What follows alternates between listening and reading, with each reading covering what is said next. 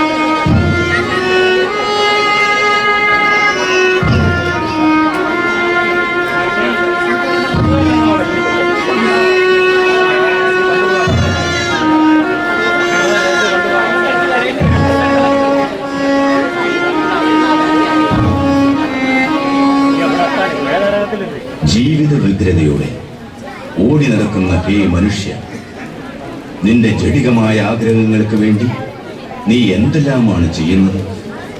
നാശത്തിന്റെ പടുകുടിയിലേക്ക് നീ നിവദിക്കുന്നില്ലേ? നിന്റെ താളം തെറ്റിയ ജീവിതത്തിൽ നിന്ന്, ജഡികമായ സുഖഭോഗങ്ങളിൽ നിന്ന് പിശാചിന്റെ അടിമത്തത്തിലേക്ക് വളരുന്ന നിന്നിലേക്ക് തന്നെ നീ ഒരു നിമിഷം തിരിഞ്ഞു. ഈ ലോകത്തിൽ നീ എന്തെല്ലാം വെട്ടിപ്പിടിച്ചാലും നിങ്ങളെയും തേടി വരും.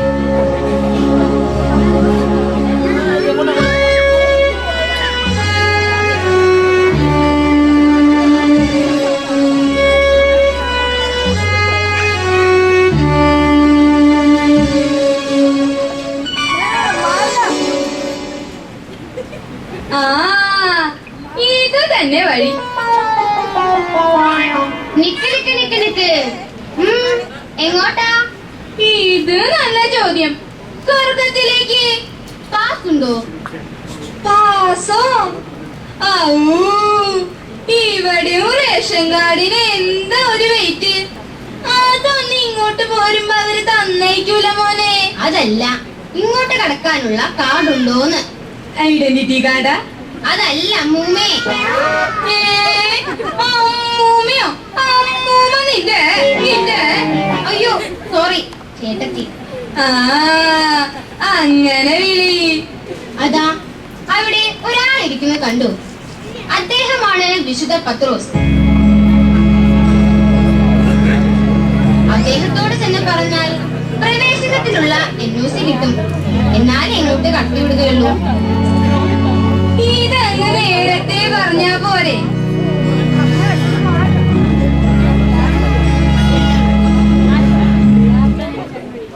മോനെ പത്രോസേ, നമസ്കാരം. എനിക്ക് ആ സ്വർഗത്തിലേക്കുള്ള നോസി ഇങ്ങ് തന്നെ.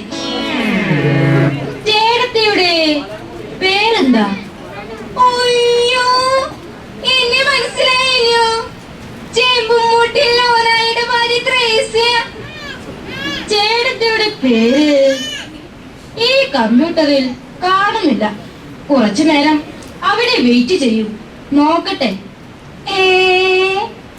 അങ്ങനെ വരാൻ വഴിയില്ലല്ലോ. തറവാട്ട് മഹിമ അനുസരിച്ച് എന്റെ പേര് ആദ്യത്തെ ലിസ്റ്റിൽ വരേണ്ടതാ. അതെങ്ങനെയാ? ജീവിച്ചിരിക്കുമ്പോ കെട്ടിയോ നിന്റെ ഒരു സ്നേഹായിരുന്നു. 5-6 കൊല്ലം മുമ്പ് അധ്യാനം ഇങ്ങോട്ട് പോന്നേ ഒരു സീറ്റ് പിടിച്ചു വെക്കാൻ. ഞാനങ്ങോട്ട് ചൊല്ലട്ടെ, അധ്യാനം അവിടെ തന്നെ ഉണ്ടാവുമല്ലോ. മോനെ പത്രോസേ, എന്റെ പേരൊന്നും കൂടി സൂക്ഷിച്ചു നോക്കി. അതിന് മരിച്ച് സംസ്കാരം കഴിഞ്ഞാലേ ഈ കമ്പ്യൂട്ടറിലേക്ക് പേര് വരും. അത് ശരി, എന്നാ വെയിറ്റ് ചെയ്യാം.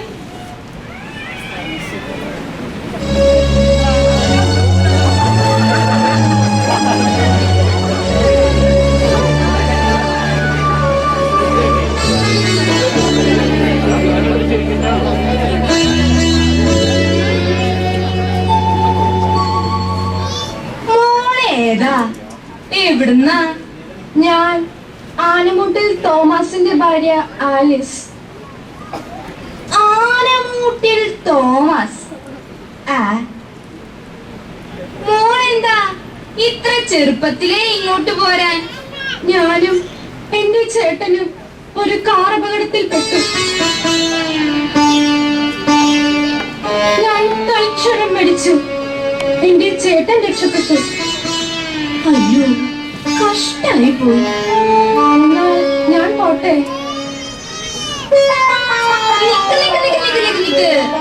നേരെ അങ്ങ് പോവാണോ? ദാ ആ പത്രോസിന്റെ അടുത്ത് ചെന്ന് പാസ് എടുത്തിട്ട് വാ. ആനമുട്ടിൽ തോമസ് ഭാര്യ ആലിസ് ഞാൻ തന്നെയാണ്.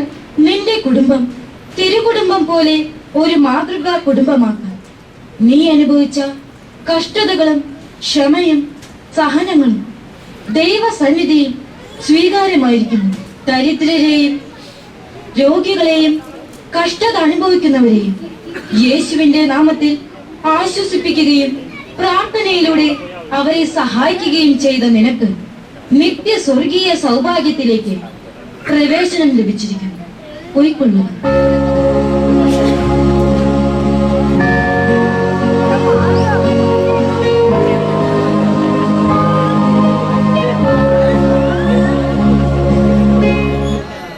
മോനെ പത്രോസേ, എന്റെ പേര് കണ്ടുപിടിച്ചോ? ഇത്രയും നേരം അത് തന്നെയാ നോക്കിയിരുന്നത്, കണ്ടില്ല. ആ, അവിടുത്തെ പരിപാടികളൊന്നും കഴിഞ്ഞിട്ടുണ്ടാവില്ല. അമേരിക്കയിൽ നിന്ന് ജ്യൂസും എത്തി കാണില്ലേ? അതാവും ഇത്ര താമസം. ഏതായാലും ഒന്ന് വിളിച്ചു നോക്കാം.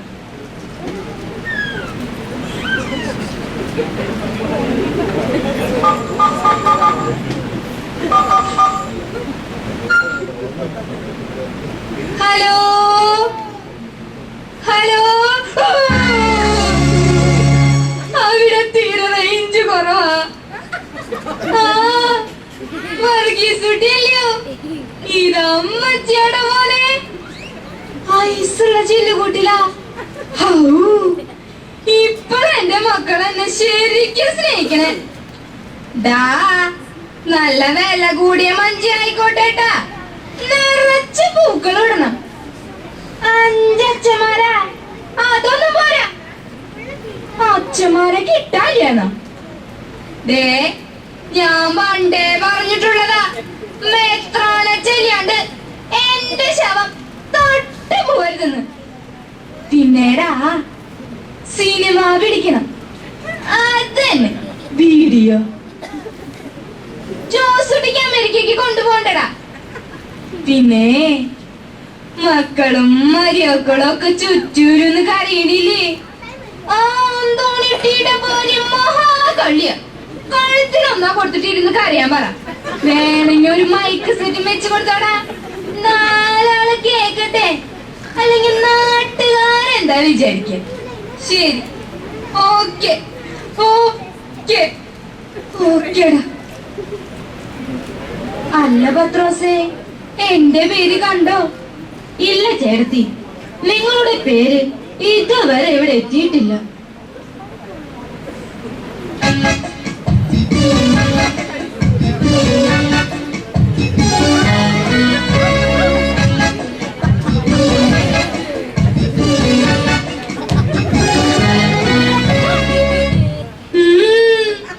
എന്തു പറ്റി?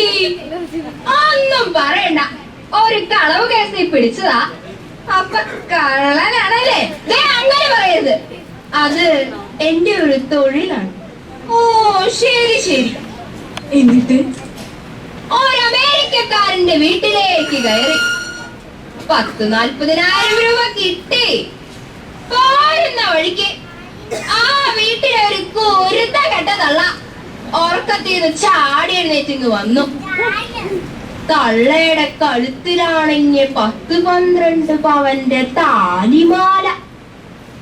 അത് പൊട്ടിക്കാൻ കഴുത്തിലേക്ക് കൈവച്ചതും എന്തോ ഒരു സാധനം എടുത്ത് ആ തള്ളന്റെ തലയിൽ ഒറ്റയടി. ഓ, കൊറേ നാള് കഴിഞ്ഞ് ഈ മുറിവ് അടയാളാക്കി പോലീസ് എന്നെ പൊക്കി ലോക്കപ്പിട്ട് ഇടിച്ചിടിച്ച് അതുവരെ നടന്ന എല്ലാ കളവ് കേസും എന്റെ പേരിലാക്കി. മർമ്മത്ത് കിട്ടിയ ഒരൊറ്റയടി എന്റെ അമ്മോ. ഞാൻ ലോക്കപ്പിൽ കിടന്ന് പെടഞ്ഞ് മരിച്ചു. നല്ലൊരു മനുഷ്യരെ പോലീസുകാരെ ലോക്കപ്പിലിട്ട് ഇടിച്ച് കൊന്നു പറഞ്ഞേ. രാഷ്ട്രീയക്കാരൊക്കെ ഇപ്പൊ ഭയങ്കര സമരത്തിലാ. അമ്പടാ, അപ്പൊ നീയാണ് എന്റെ വീട്ടിൽ കയറി 40,000 രൂപ കട്ടത് അല്ലേ? നിനക്ക് എന്റെ താലിമാല വേണോ അല്ലടാ?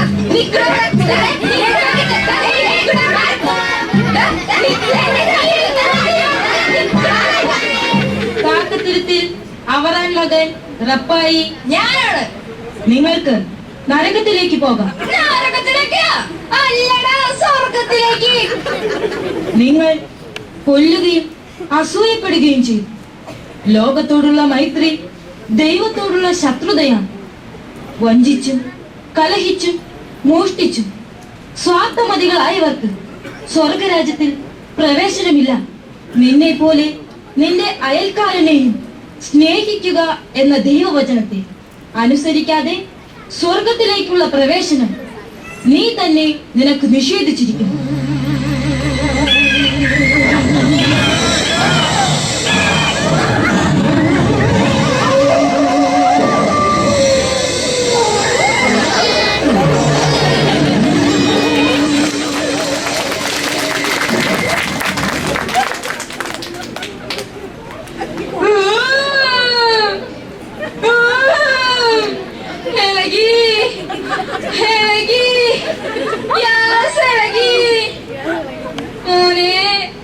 എനിക്ക് പോണം. എന്റെ പേരൊന്ന് വിളിക്കുമോനെ.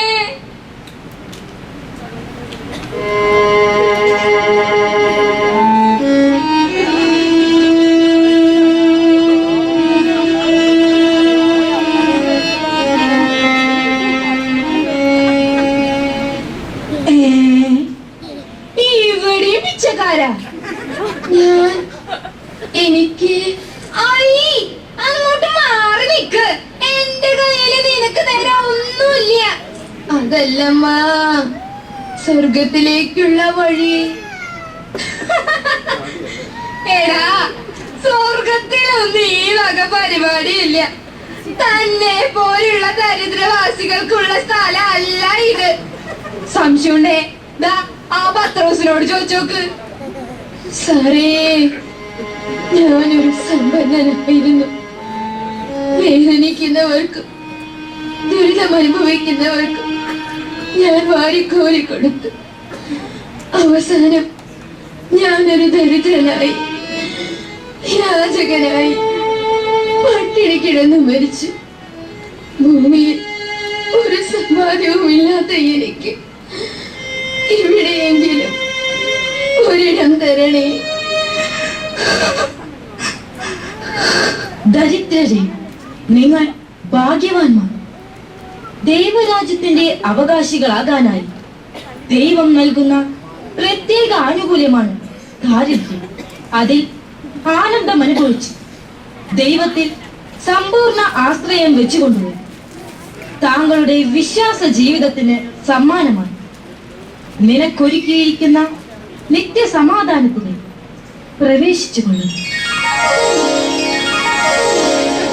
ഭൂമിയിൽ നീ അനുഭവിച്ച ദാരിദ്ര്യം ഇവിടെ നിന്നെ ധനികനാകും. മരിക്കുമ്പോഴാണ് നിങ്ങൾ നിത്യജീവിതത്തിലേക്ക് ജനിക്കുന്നത്. പ്രവേശിച്ചുകൊള്ളുന്നു.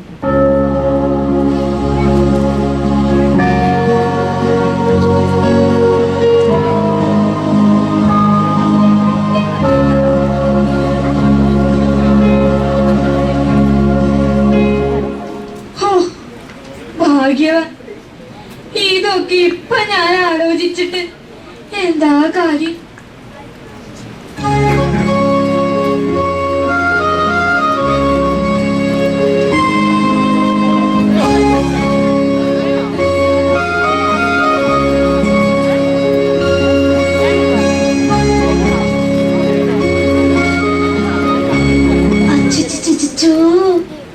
പുന്നാരക്കുട്ട, നീ എന്താ ഇത്ര നേരത്തെ ഇങ്ങോട്ട് പോന്നത്? എന്റെ അച്ഛനും അമ്മയും കൂടി ഗർഭപാത്രത്തിലിട്ട് എന്നെ കൊന്നു കളഞ്ഞ്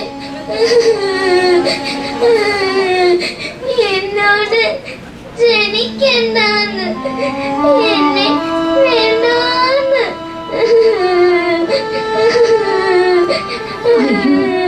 കഷ്ടായി പോയി. ദുഷ്ടന്മാരാ നിന്റെ അച്ഛനും അമ്മയും. അയ്യോ, അങ്ങനൊന്നും പറയില്ലേ. അവര് സന്തോഷിക്കാൻ വേണ്ടിട്ടല്ലേ ഞാൻ ജനിച്ച.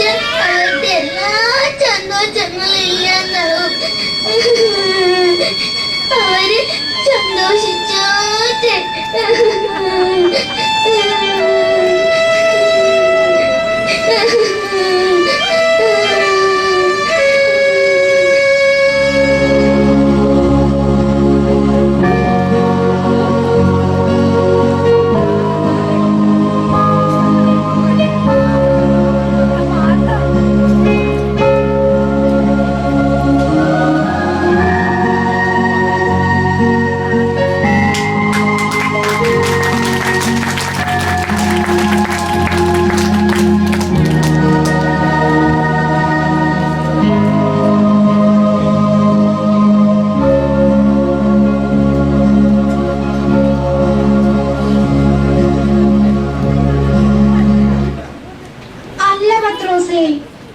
ആ കുട്ടി വന്നപ്പോ എന്തിനാ നിങ്ങള് എഴുന്നേറ്റ് നിന്ന് നമസ്കരിച്ചത്? പിന്നെ 2 മാലാഖമാര് വന്ന് ആനയിച്ച് കൊണ്ടുപോയി ചെയ്തല്ലോ. എന്താ കാര്യം? ചേട്ടത്തി, ഇങ്ങനെ പല കുട്ടികളും ഇവിടെ വരാറുണ്ട്. പല അച്ഛനമ്മമാരുടെയും ക്രൂര കൃത്യങ്ങളാൽ ജനിച്ചും ജനിക്കാതെയും കൊല ചെയ്യപ്പെടുന്ന കുരുന്നുകൾ.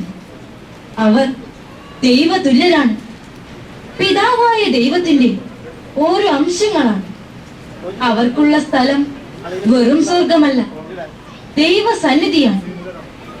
ദൈവത്തെ കാണുന്നതും ഈ ആത്മാക്കളെ കാണുന്നതും ഒരുപോലെയാണ്.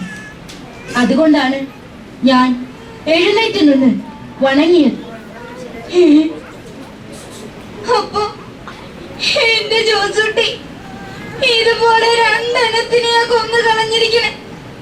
അങ്ങനെ ചെയ്യുന്ന മാതാപിതാക്കൾ എന്തെല്ലാം സൽകൃത്യങ്ങൾ ചെയ്താൽ അവരുടെ ആത്മാക്കൾക്കുള്ള ഇടം നരകമാണ്. അപ്പൊ എന്റെ ജോസൂട്ടിയും കെട്ടിയോളും മരിച്ച നരകത്തിലേക്കാണോ പോവാ?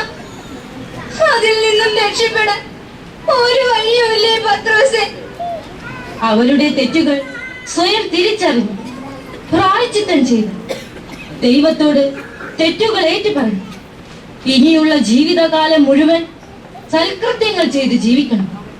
അപ്പോൾ അവർ ക്രൂരമായി കൊന്നുകളഞ്ഞ ഈ കുഞ്ഞുമ അവർക്ക് വേണ്ടി ദൈവത്തോട് പ്രാർത്ഥിക്കും. ദൈവം ആ കുരുന്നുകളുടെ പ്രാർത്ഥന ശ്രവിക്കും. ക്ഷമിക്കുന്ന ദൈവം അവരുടെ അപേക്ഷ സ്വീകരിക്കും. എന്റെ കർത്താവേ, ഇനിയിപ്പൊ എന്താ ചെയ്യ? അവർക്ക് ഈ കാര്യം ഒന്ന് പറഞ്ഞു മനസ്സിലാക്കി കൊടുക്കാൻ എനിക്ക് ഭൂമിയിലേക്ക് പോവാനും കഴിയില്ലല്ലോ. ഇതെല്ലാം അറിയാനും മനസ്സിലാക്കാനും അവർക്ക് പറഞ്ഞു കൊടുക്കാനും ധാരാളം ആളുകളും മാധ്യമങ്ങളും അവർക്ക് എല്ലാം അറിയുകയും ചെയ്യും. അറിഞ്ഞുകൊണ്ട് തന്നെ ചെയ്യുന്ന തെറ്റുകളാണ്. അതുകൊണ്ട് തന്നെ അവർക്കുള്ള ശിക്ഷ ഉറപ്പാണ്.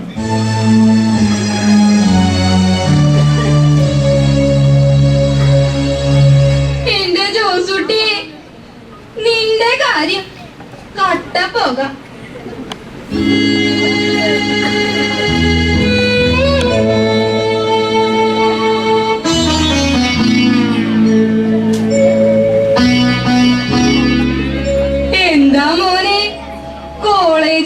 ചെത്തി നടക്കേണ്ട പ്രായത്തിൽ ഇവിടെ കൂട്ടുകാരിൽ നിന്നും പഠിച്ച ദുശീലം ജീവിച്ച് കൊതി തീരും മുമ്പ് എന്നെ ഇവിടെ എത്തിച്ചു. ഒരു യുവാവായ നിനക്ക് എന്തു ദുശീലം?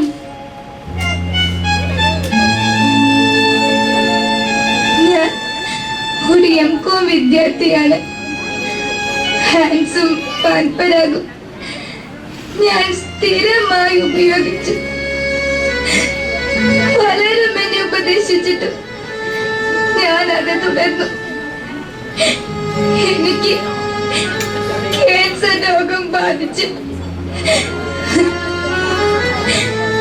എന്റെ മാതാപിതാക്കൾ ജീവിതകാലം മുഴുവൻ ബുദ്ധിമുട്ടി സമ്പാദിച്ച 8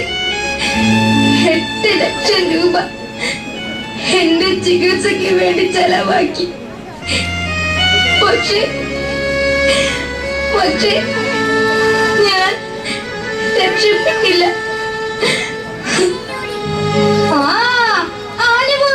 അനുഭവിച്ചോ. ഇന്നത്തെ എല്ലാ ചെറുപ്പക്കാരും മദ്യത്തിനും മയക്കുമരുന്നിനും അടിമകളാ. ഇവന്റെ മരണവാർത്ത അറിഞ്ഞെങ്കിലും ജീവിച്ചിരിക്കുന്ന ചെറുപ്പക്കാര് ഈ വക ദുശീലങ്ങളിൽ നിന്നൊന്നും പിന്തിരിഞ്ഞെങ്കിൽ. ദീപക് കുഴിപ്പറമ്പിൽ വീട്. മകന് ജഡമോഹങ്ങൾ ആത്മാവിനെതിരാണ്.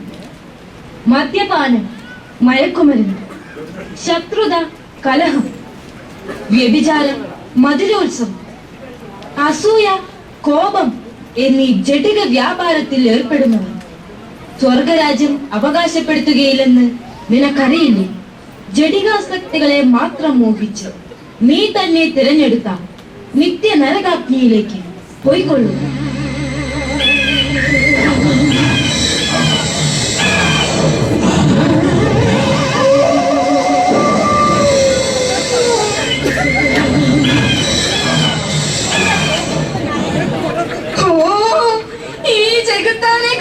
എനിക്ക് എന്തെങ്കിലും കൈക്കൂലി കൊടുക്കാൻ വെച്ച ഒക്കെ ബാങ്കിലായി പോയി.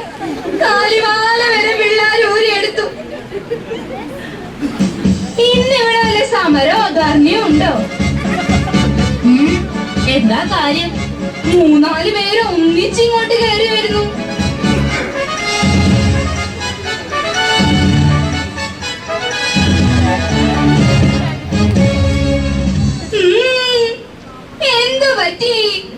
എല്ലാവരും ഒന്നിച്ചിങ്ങോട്ട്. ഞങ്ങൾ ഒന്നിച്ചു മരിച്ചു. ഇത് എന്റെ ഭാര്യ, ഇത് ഞങ്ങളുടെ മക്കൾ. ഇതപ്പോ എങ്ങനെയാ ഒന്നിച്ചു മരിക്കണേ?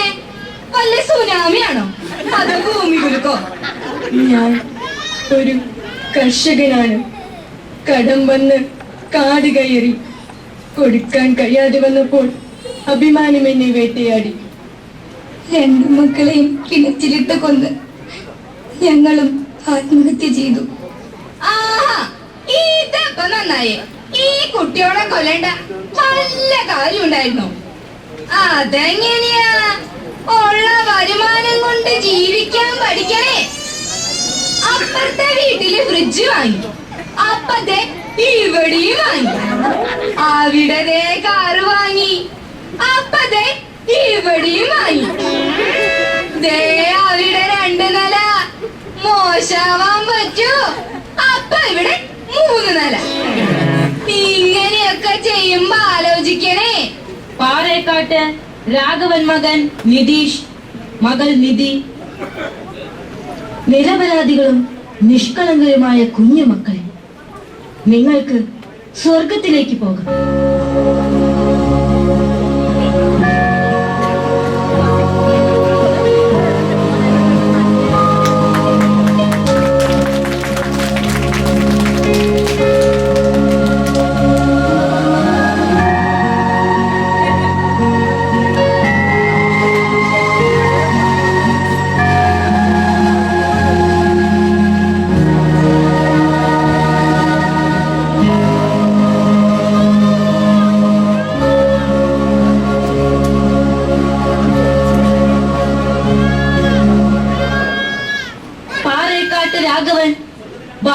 ഇക നിങ്ങൾ ധനത്തിന്റെയും സുഖഭോഗങ്ങളുടെയും കൂടെ സഞ്ചരിച്ചു.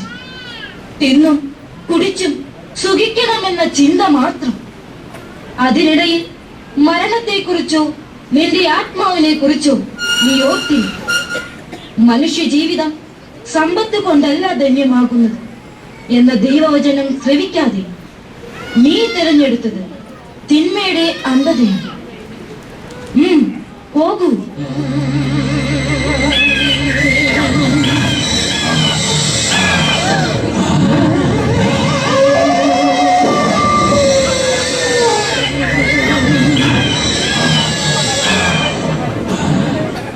അല്ല പത്രോസേ, ഹിന്ദുക്കൾക്ക് ഇവിടെ പ്രവേശനമുണ്ടോ? എല്ലാവരും ദൈവത്തിന്റെ സൃഷ്ടികളാണ്. ഇവിടെ നന്മയും തിന്മയും എന്ന വേർതിരിവ് മാത്രമേ ഉള്ളൂ. എല്ലാവരും എത്തിച്ചേരും. ദൈവം മാനവ വംശത്തിനായി ഒരുക്കിയിരിക്കുന്നു നിത്യാനന്ദ ഇടമാണ് സ്വർഗം. ഭൂമിയിൽ ജീവിച്ചിരിക്കുന്നവരുണ്ടോ ഇതൊക്കെ അറിയുന്നു? ഹിന്ദു, മുസ്ലിം, ക്രിസ്ത്യൻ തല്ലും വഴക്കും. മരിച്ചു കഴിഞ്ഞ് ഇവിടെ വരുമ്പോ മനസ്സിലാവും. ഞാൻ വന്നിട്ട് എത്ര നേരായി. എന്റെ പേര് ഒന്നും കൂടി തപ്പി നോക്കിയേ മോനെ.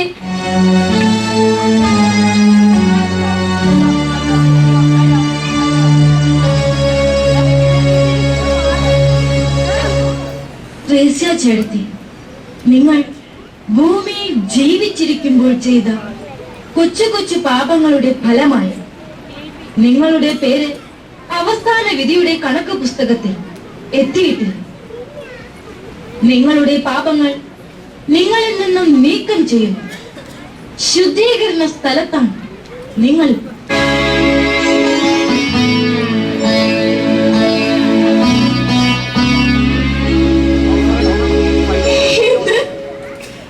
ഇവിടത്തെ കണക്ക് പുസ്തകത്തിൽ എന്റെ പേര് വരാൻ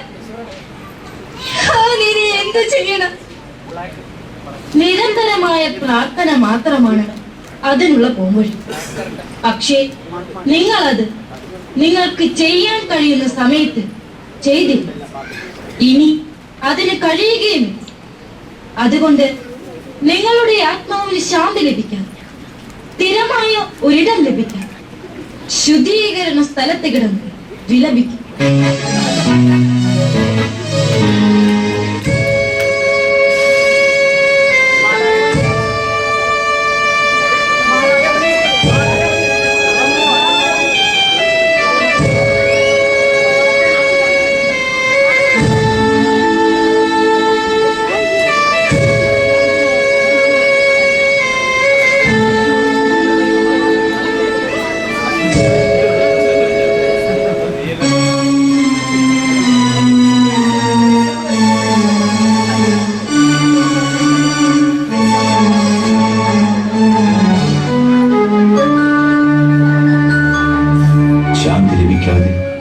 ജീവിച്ചിരിക്കുന്നവർക്ക് മനസ്സിലാക്കാൻ കഴിയാത്ത വേദനയും പേറി അന്ധകാരത്തിൽ തപ്പിത്തടയുന്ന ആത്മാക്കൾ സ്വർഗരാജ്യത്തിലെ നിത്യ സൗഭാഗ്യവും സമാധാനവും അനുഭവിക്കാൻ ശുദ്ധീകരണ സ്ഥലത്ത് വിലപിച്ചുകൊണ്ടിരിക്കുന്ന ഈ ആത്മാക്കൾക്ക് മോചനമില്ല.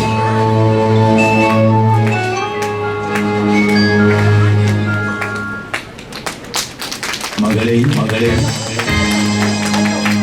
ത്രേസ്യാം,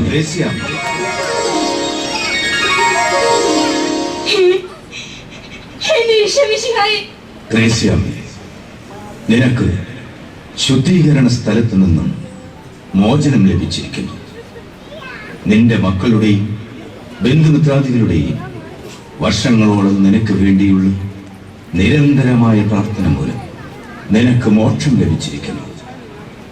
സന്തോഷത്തോടെ എന്റെ പിതാവ് നിങ്ങൾക്കായി ഒരുക്കിയിരിക്കുന്ന സ്വർഗരാജ്യത്തിലേക്ക് പ്രവേശിച്ചു കൊള്ളുക.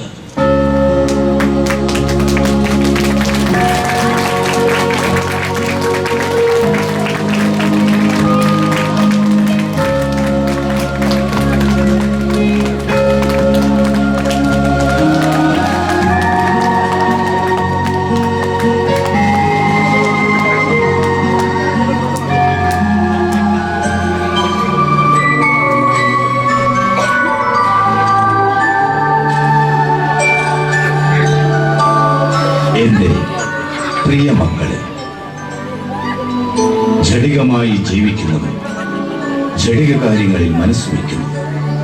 ആത്മീയമായി ജീവിക്കുന്നവരാകട്ടെ ആത്മീയ കാര്യങ്ങളിലും മനസ്സുവെക്കുന്നു. ജഡികാഭിലാഷങ്ങൾ മരണത്തിലേക്ക് നയിക്കുന്നു. ആത്മീയാഭിലാഷങ്ങൾ നിത്യജീവനിലേക്കും സമാധാനത്തിലേക്കും. മനുഷ്യജീവിതം സമ്പത്ത് കൊണ്ടല്ല ധന്യമാകുന്നത്. ഒടുങ്ങാത്ത നിക്ഷേപം സ്വർഗത്തിൽ സംഭരിച്ചു വെക്കുവിൻ. സ്നേഹത്തെ പുൽകിയാൽ മാത്രമേ തിന്മയെ ജയിക്കാനാകൂ. അതിനാൽ ദൈവത്തിന്റെ പ്രതിനിധികൾ നിങ്ങൾക്ക് പഠിപ്പിച്ചു തരുന്ന സദ്വചനങ്ങൾ സ്വീകരിച്ച് നന്മയുടെ പാതയിലൂടെ സഞ്ചരിക്കുവിൻ. ഭൂമിയിൽ നിന്ന് വേർപിരിഞ്ഞവർക്ക് വേണ്ടിയുള്ള നിങ്ങളുടെ നിരന്തരമായ പ്രാർത്ഥന അവരുടെ പാപങ്ങൾ മോചിച്ച് സ്വർഗത്തിലേക്ക് ആനയിക്കും. നിങ്ങൾ ആദ്യം അവിടുത്തെ രാജ്യവും നീതിയും അന്വേഷിക്കുക. അതോടൊപ്പം മറ്റുള്ളവയെല്ലാം നിങ്ങൾക്ക് ലഭിക്കും.